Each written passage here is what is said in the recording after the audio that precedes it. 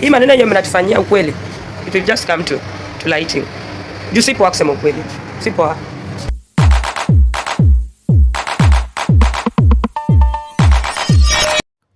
And that was all that I had to say to these guys after being conned some money. Hello everyone, welcome back to another video. My name is Betha and you're watching Betha Faum.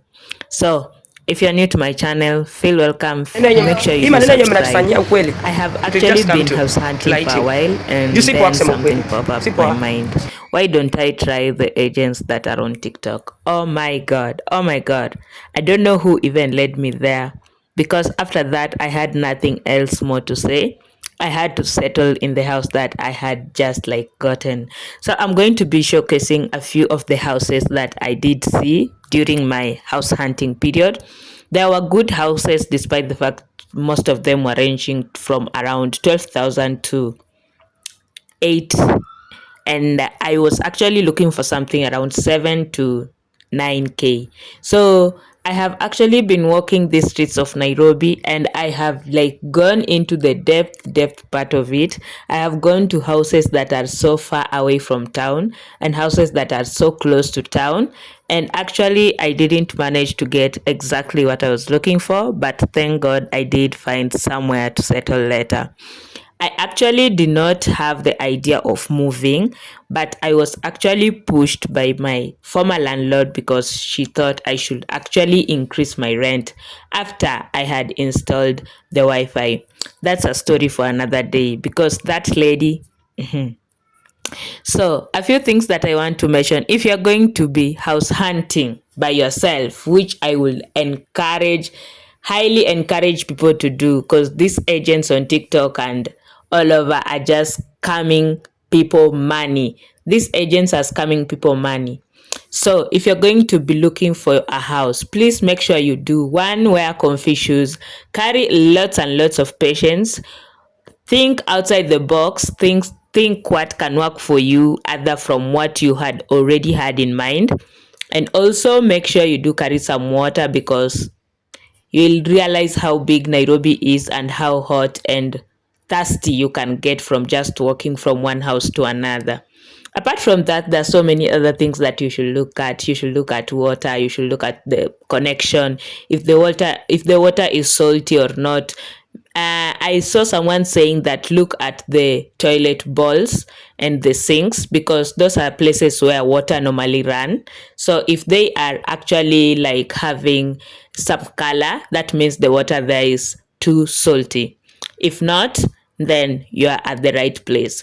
And then for connection, I was told if you are in the house, try and make a call, try and see if it connects. Just try, because you're going to be staying there for some time, and I don't think you need a place that doesn't have good connection.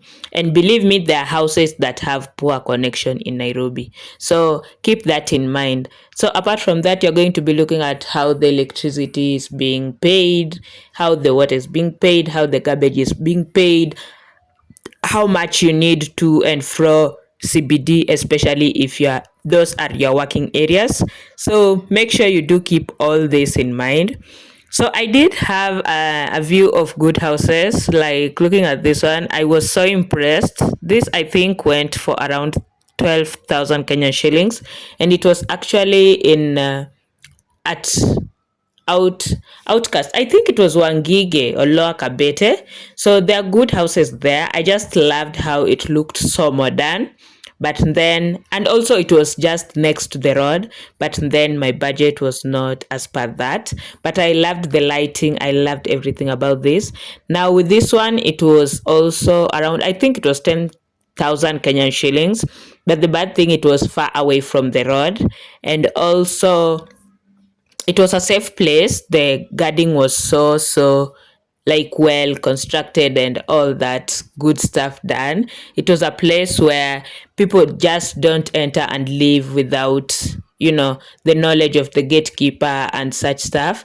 And it was actually on ground floor, and the setup was so good because when you entered, actually you met the toilet before meeting the kitchen. Then after the kitchen, we had where to place the bed. that how it did look like. I loved the tiles. It was so nice. And also another thing, if you go out here looking for houses, you're going to get like perfect places where you can stay. I think this is something people should do often. Like once a while, you just go out and house hunt. So with this one was actually a 1 bedroom, and it actually did go for 10k 10,000 Kenyan shillings, and I loved it because it had two balconies. One balcony the side which the staircase is, and the other balcony was just beside outside, like it was hanging outside. So it looked so nice. Like if I was someone who was going for 1 bedroom, I would highly recommend such. This was actually at the outskirts of Wangige, and also it had a very private, like it was a very safe private place. It's a place where not so many people are, and it was far away from the road. And I think that was one thing that took me off from this one. But another thing you'll need while going house hunting, please make sure you do like take a ride. And that is, when I'm talking about a ride, I'm talking about either a boda boda or a car, because you're going to need this to move from one place to another, especially if you're going to places where they look like Ushago, the countryside. They look like the countryside, because those places, houses seem to be a little bit far from one to another. So this actually, I think this is the house that I did, yeah, settle with. And I did not like it that much because I feel it was a little bit dark. The sunshine doesn't like reflect inside perfectly, but it's okay because it's a little bit spacious and everything was nice. So I got conned by those TikTok agencies, and they actually asked me to pay 2,000 Kenyan shillings for them to go and deliver what they did not, because I was promised 4 houses and I was only shown 2, which was so dark. And also we ended walking around with them as though it was their first time looking for the houses. So what's your experience with the agencies?